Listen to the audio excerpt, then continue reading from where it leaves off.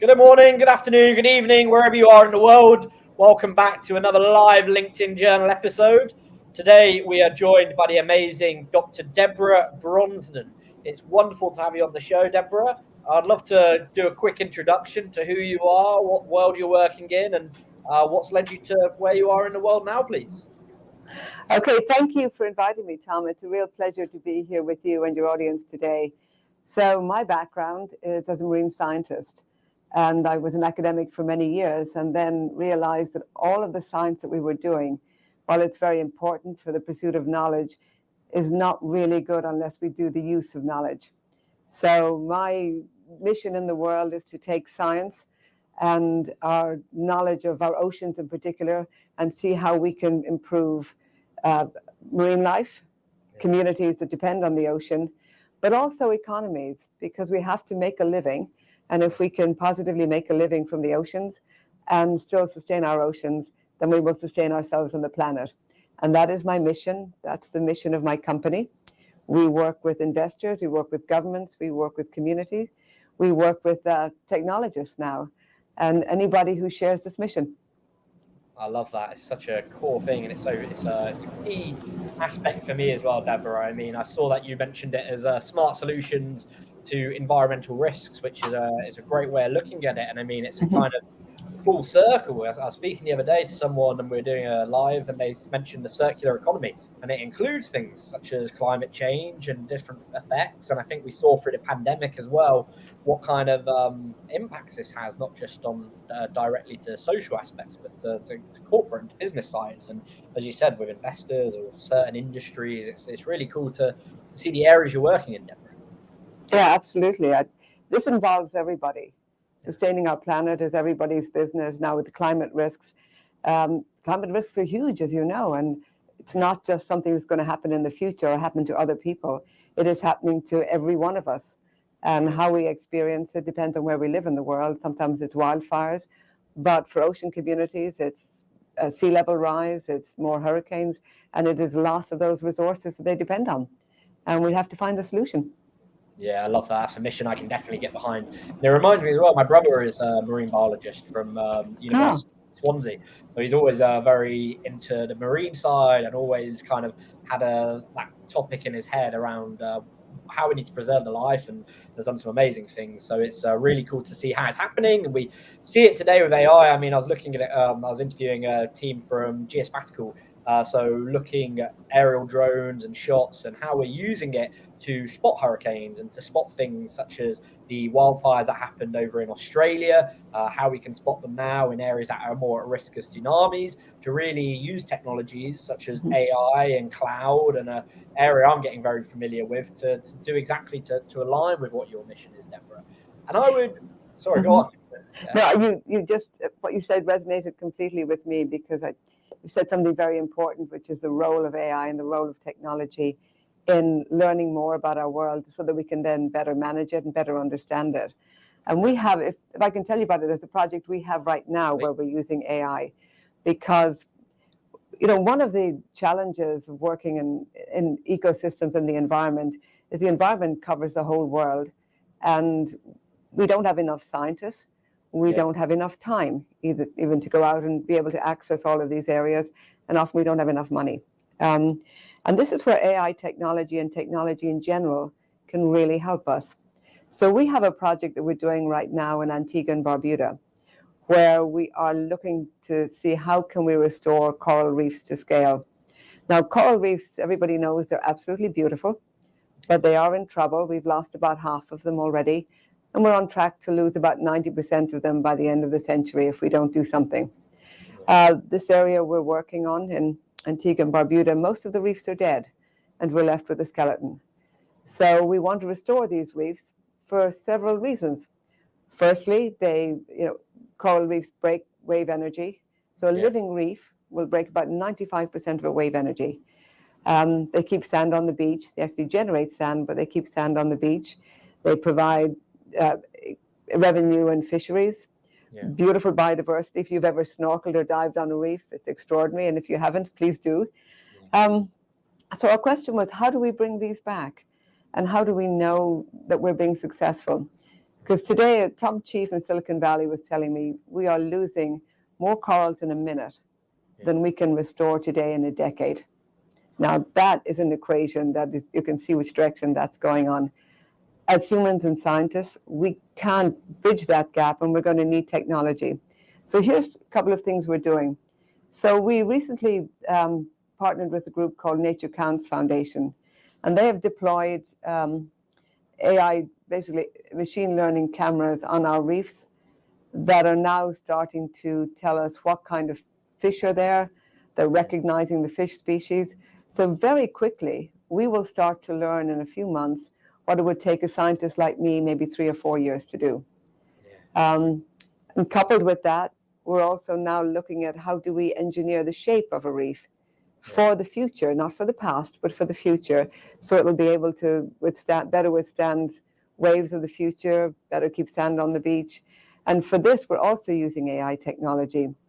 Tom Chi out of Silicon Valley that I mentioned earlier, they're now designing a robotic to plant corals. So put all of these together, we have amazing teams and a chance to save the world. Yeah. And I think you mentioned it there. So you've looked at some of the aspects of climate change that are most concerning.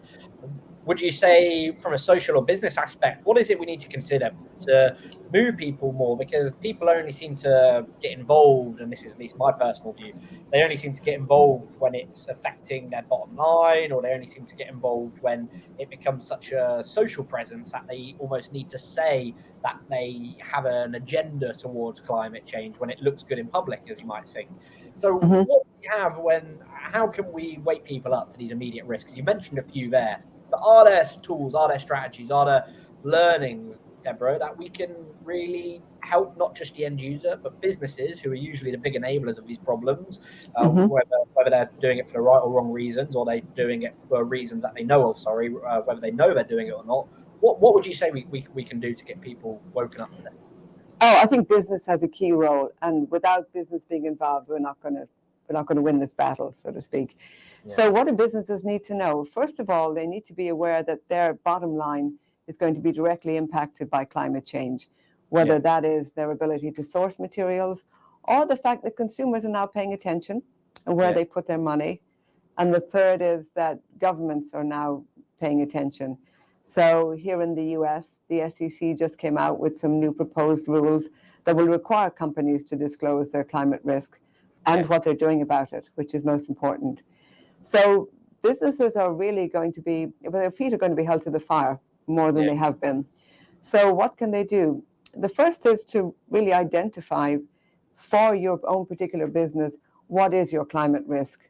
Because there's a lot of issues out there and it can seem confusing, but identify it directly.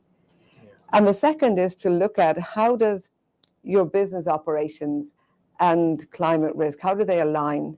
So that by fixing a climate risk problem or an environmental problem, you can also actually benefit your own business. And I'll give you an example, and again, I'm going to use an ecological example. We were working with a development client who, obviously, they wanted to do a development, resorts, homes, golf, in an area that was vulnerable to climate change. And so we met with them and said, look, you have a climate risk. That climate risk is going to cost you and your buyers thousands of dollars or more individually every year in risk from hurricanes and flooding. However, if we can restore these coastal sand dunes that have been mined by sand mining and we bring back native vegetation, two things will happen. One, you'll have an extraordinarily beautiful area that adds value, and I mean financial value to that investment. Secondly, you will reduce the financial costs. And thirdly, you've got this extraordinary way to restore natural vegetation, natural dunes that are resilient against climate change and storm surge. And they said, yes, we'll do it. So now we're rebuilding 7 miles of dune. Sea turtles have come back nesting. And for the developer, for the client, the business angle, they're seeing greater interest from buyers, and they can literally show them the data as to how this is working. Because it's really important that we can show the data. Otherwise, it's feel good. Yeah, it's so important to be able to track that and actually have those tangible results, or the ROIs, you might call it, to say, look, this is really the impact, these are the results, this is where we're going towards, which I think is a great point, Deborah. So I'm a bit split, and this is something I see at the moment, and I see it being talked about. How do you see the impact of what we're doing towards the climate changing from before the pandemic to now we've seen the pandemic? Because in the pandemic, there were some interesting statistics that were brought out, Deborah, around the idea of the amount of plane stock that were all grounded, so the amount of fuelage that was being used. I think now I'm much more, and this is an honest opinion, I should have been more pro before the pandemic, but it didn't come into my limelight before I saw these figures of how much we were, destroying the planet, or how much we were doing bad, until I saw these figures of what it was. So do you see the impact of the attention that, I mean, small businesses, consumers, users have really taken notice of what kind of damage we're doing, or what the kind of opportunities are ahead of us with climate change now compared to before the pandemic? I think we're seeing a huge shift since the pandemic because, and again, it varies. Some are paying attention, some more so, some less so. But where I'm seeing the shift is that I think a lot of people, and a lot of, maybe even governments, but a lot of business interests felt invulnerable. Yeah. They felt like nothing was going to shake the whole world, that, that these shocks would be small and manageable. What the pandemic showed us was that these shocks are massive. Yeah. We're still in the middle of, although we call it post-pandemic, we're still in the middle of it. Yeah. Economic impacts have been huge, and we're trying to figure out how to emerge from it. Honestly, this is nothing compared to what can happen with climate change. Yeah. So what we're seeing is that some business interests, but particularly consumers and the everyday person, is beginning to realize that this could happen again. Yeah. Not just from the pandemic, but from wildfires, from temperature rises, and that the impacts could be as great. So I am seeing a shift in awareness, which I think is the number one issue we need. Yeah. And what people are looking for is solutions. And I think our job is to provide solutions and help them understand that solutions are out there. Yeah, I love that. And I think it was like, it is a full circle, as we were saying earlier, that I always go back to it, but I mean, it's the classic one where Bill Gates warned us in a TED Talk in 2014. He said, the pandemic's coming. He was like, I don't know when. He was like, could be 10 years, could be 2 years, could be 5 years. But he said, there's one coming, because if you look at it from an ecological shift, and now it's expected to come in about half. So before, it was around every 100 years we'd have a pandemic. Now it's being estimated that it's going to be in the next 20 years or the next 30 years, because we're destroying a lot of the environments that can contain a virus or contain a disease.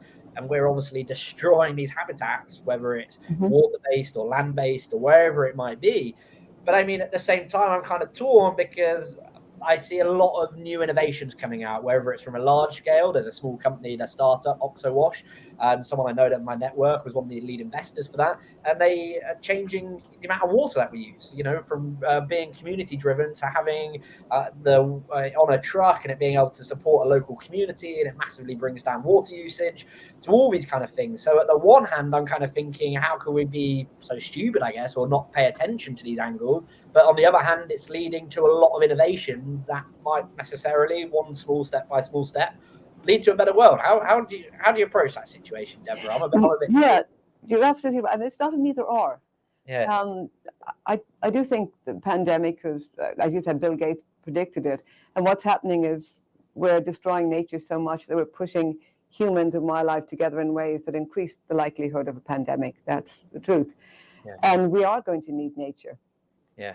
But that doesn't mean that technology can't help us, or we can't leverage technology. I'm really excited by the sorts of innovations that I'm seeing coming out in technology. It's, it helps me get up in the morning and stay engaged in what I do.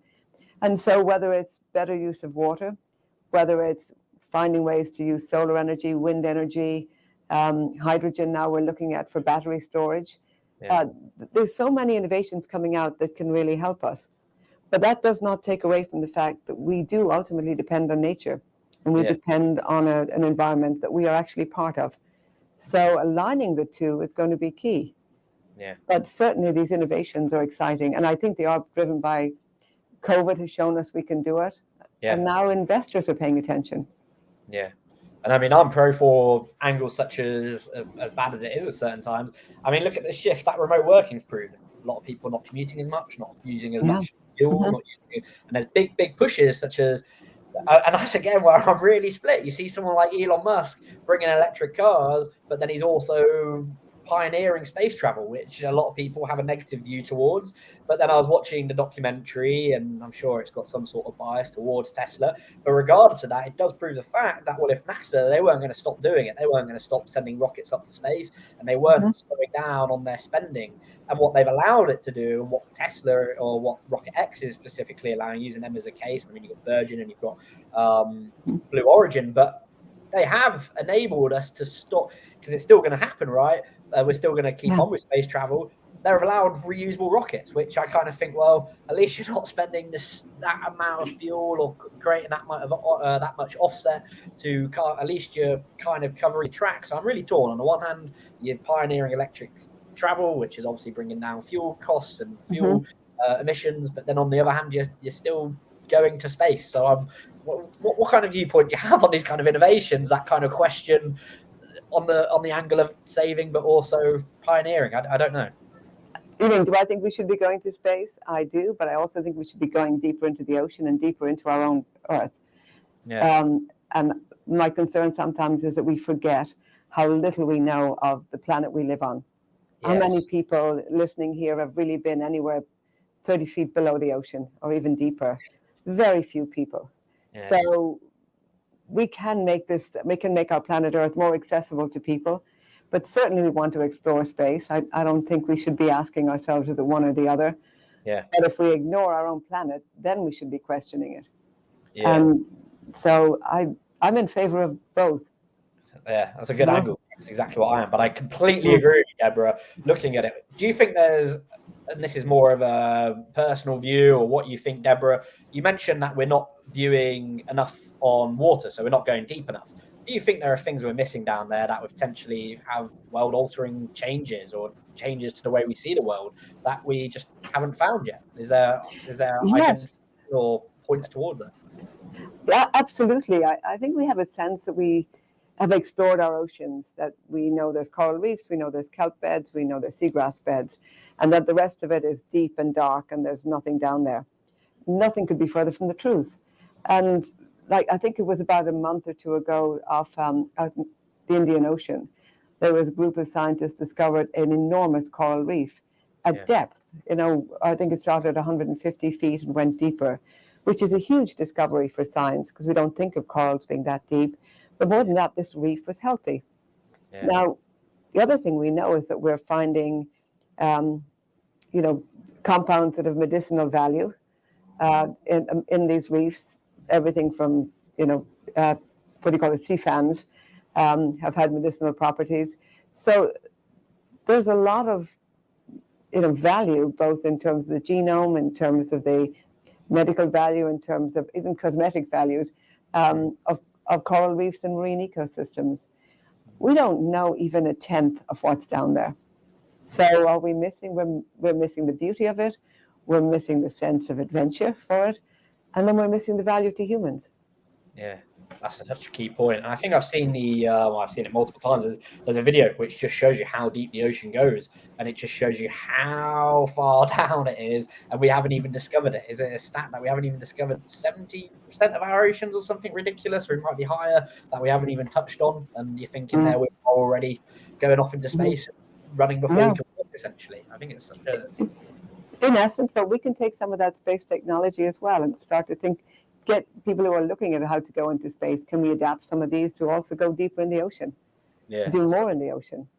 Yeah, and we've got some great questions coming in from the audience, but I've got one more question that I want to ask you, Deborah, if I can, which is, what's your viewpoint on a lot of these technologies? The innovations are great, and AI is enabling a lot of change. It's allowing a lot of discovery, and I always giggle because I think people are out there labeling themselves as experts, which I personally just can't agree with, because the world's been around billions of years. AI has only become popularized in maybe the past 20 years, if that, 15 years. And you think all these technologies that are coming out, so we have things like quantum computing, we have things like blockchain, NFTs are getting a lot of hype, and we have a lot of data centers that are being built, because data centers are what power a lot of, whether it's AWS, whether it's what you're doing and transacting a lot of your data on, transactions for finance or machine models at very, very wide numbers.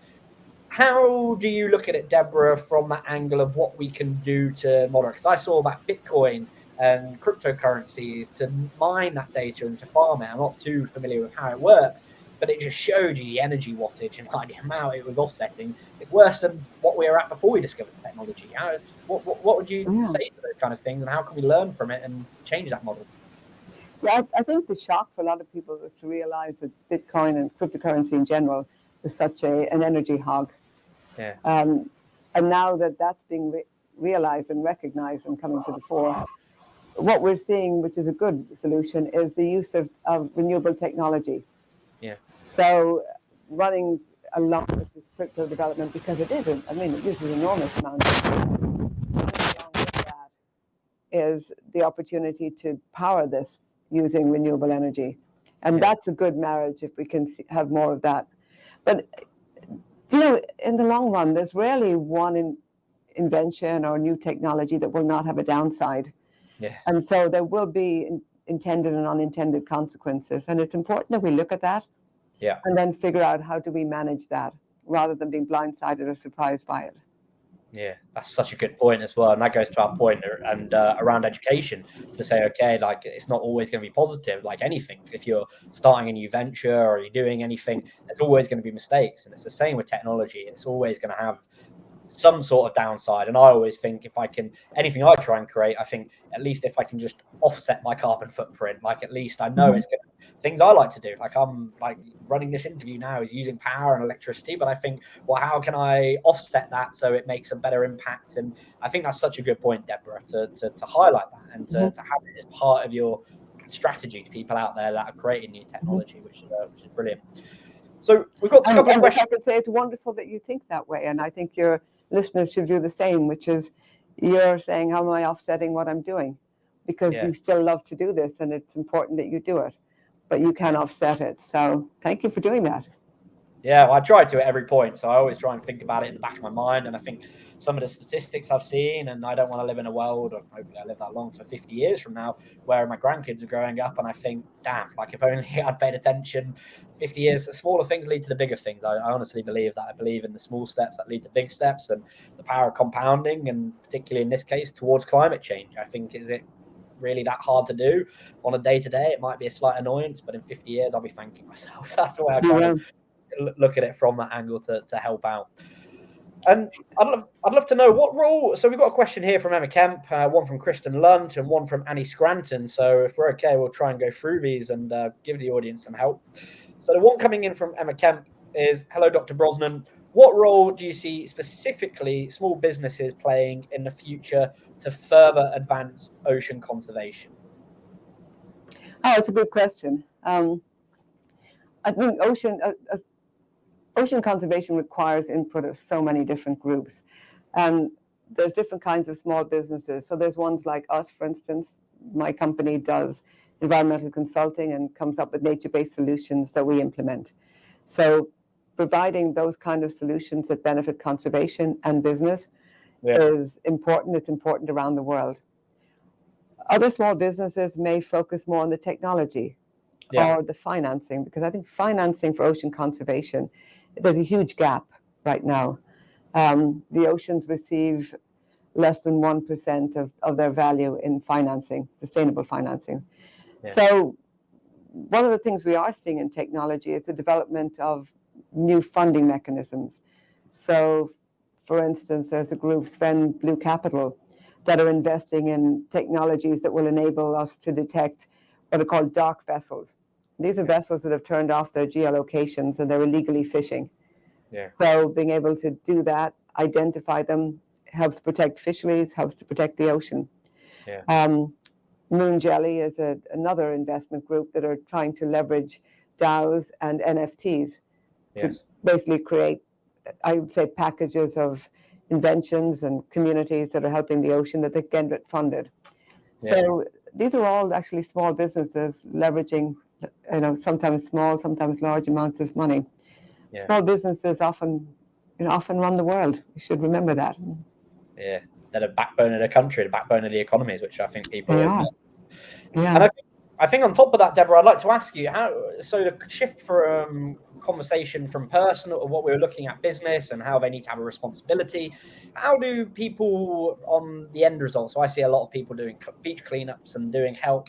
How can they have a role to play in, say, institutional change, business change? I think we saw it a lot with BP, where they got blacklisted or people were boycotting them because of that oil spill, and they didn't really seem to at first acknowledge it, and then of course they did. But how do you see people like that being able to play those roles, Deborah?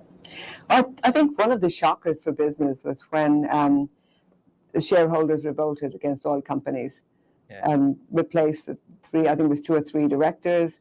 And then you had the Dutch Shell Oil being told by the Dutch government that they were going to have to reduce their climate impact faster than they'd hoped. So I think it was a wake-up call to businesses that the public is paying attention. So what you're seeing are, how do you invest your money, and do you pay attention to what the company is doing? So one of the ways is obviously is being more activist as a shareholder. But the other is there's many, many different ways for influencing businesses. Basically asking your own business where you work with, what are we doing for climate change? What are we doing for the community we work in? How are we bringing together climate and community in order to create a better world? What exactly are we doing, and how do we measure it? I do think it starts with the individual. Like you said, you incrementally make a difference, and then suddenly you find you've done a transformational shift. And I think we're at the transformational shift. But there's now a lot of opportunities to engage in citizen science. And when people start to do that, they become more familiar with the data, they become more familiar with the issues, and then they do take action. They contact their government, they get really engaged, they make different choices. Very interesting point. It's similar to what we see with technologies like RPA or intelligent automation. There's a big shift towards a citizen developer to get them involved in the project and get them to actually understand, even if there's someone that's in marketing or finance or a department that might not necessarily be IT driven or technical specialists. They still, similar to climate change, a lot of people do ignore it, but they still have that kind of involvement. And once you get involved, you normally understand it. And I think you said something really important about getting involved. I think the message about climate change that's gotten out is that it's a huge issue. Scientists are working on it, governments are working on it, the UN's working on it, and no one's really doing anything about it. And people are feeling, what can I do? And the most important message is there's a lot you can do. There's many ways to engage, and find the one that works for you and follow it. That's a great recommendation. I encourage everyone watching as well, either live or on the recording, to follow that point. And I reckon that leads us to the next question, which Kristen Lunt has brought in, which saying it's an important discussion. How do we convince mega financial institutions such as Goldman Sachs, BlackRock, JP Morgan, the powerhouses of finance, to contribute financially to this and to be involved and to show their support and commitment from a corporate side to say they're helping and supporting? What do you think, Deborah? So for these mega institutions, let's be fairly blunt here, they're about making money. And that is ultimately what you've got to speak to with these institutions, and to be able to go and speak to them and say, look, here's what's happening in our world with climate change. Here is how it will impact you, your bottom line, your relationship with other governments, because governments will start demanding you take action, and the shareholders. And if there is another mega investment company that is doing better than you, that's where people will go. So there's a competitive thing for them too. And I think we have to be in those rooms. People like me, who's a scientist, other people, we have to make the effort to get into the room and explain, here's what's happening, here's how it affects you, here are some options for you. And for them, they've also got to be willing to reach out and learn. Because many of these institutions, they're self-replicating, if you like. Same group of people, and their concept of innovation is innovating within a small space. So they've got to reach out to people they wouldn't normally talk to. And be willing to invite them in and have those conversations. And then the magic happens. I think that's a great point. It's making me think as well that, for example, I don't like dealing with traditional banks ever since the rise of the fintechs, because I see it as a way that Revoluts or whatever it might be, the Monzos, they are much more intriguing. They're much more direct to what I want to achieve and who I am as a person. And I can generally see it. Like I can generally see the shift of people not wanting to, for example, I won't fly, or I don't like to fly British Airways. If I fly Virgin, I'll fly Virgin simply because of who I know they are, what their brand issue, what they stand behind. And it's why I think a lot of people buy the brand Tom's, is it? Because they get behind of what they're trying to achieve, and Patagonia, and really having that focus. I can see it going towards that angle with banks or with those businesses that get the investment because of their ethical and moral standing, right? Yeah, absolutely. And I do think that we've started to use the word here, vibe shift. Yeah. I think there's a vibe shift for our oceans, there's a vibe shift for our planet. Yeah. There really is this essence in the planet that everything is shifting to a new frequency, a new vibration. Yes. That is getting people engaged more, that scientists are excited, technologists are excited, the public is more excited, and we've got to start to amplify that. Yeah, such a big point as well. And to get that education, I mean, that's a brilliant point that we've been raising the whole talk. And on that point, Deborah, I really want to say thank you for joining us. It's been a brilliant chat, and I'm hoping everyone that in the audience, please do drop your questions in for the recording, and please do get in touch with the team at Deborah Brosnan Associates. Got my words there correct, and reach out to what you're doing. I think it's awesome. It's such an important point that we need to be focused on today with the power of technology and using it to save our planet and to help our planet and to allow us to do bigger and better things. So for everyone joining, I really appreciate it wherever you are in the world. And Deborah, massive thank you for taking the time out today to join us and to join our audience. Really appreciate it. Thank you for having me, Tom. I just want to echo, if you're listening and you've got a technology and you need a platform, we have a platform and we would love to bring you on board. Please reach out to us. Thank you so much, and really appreciate it. We've got a lot of great people bringing in with the comments, and you know where to reach Deborah. Please reach out, and as she said, get in touch with her for helping with these issues that we have at hand. Deborah, thank you again, and to everyone watching, we'll see you on the next session. Thank you, Tom. Thanks, everyone.